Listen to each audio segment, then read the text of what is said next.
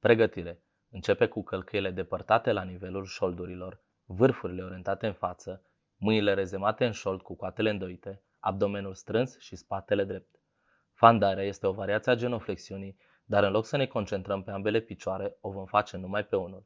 Așează piciorul din spate pe un suport stabil, pe vârf, cu genunchiul îndoit la o distanță încât se va forma un unghi de 90 de grade între coapsa din fața piciorului și cea din spate. Apoi, coboară în fandare până când poziția piciorului din față trebuie să fie aliniată ca la o genoflexiune.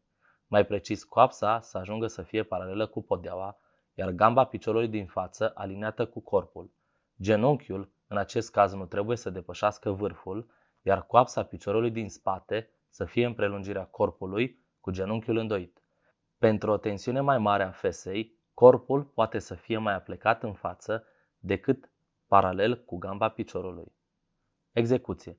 Strânge tare abdomenul și fesele pentru a oferi o legătură puternică între partea de jos a corpului și partea de sus. Inspiră și coboară în fandare până ajunge coapsa piciorului din față, paralelă cu podeaua.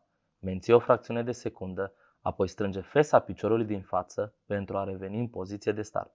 În momentul contracției, trebuie să-ți închipui că vrei să duci bazinul în față.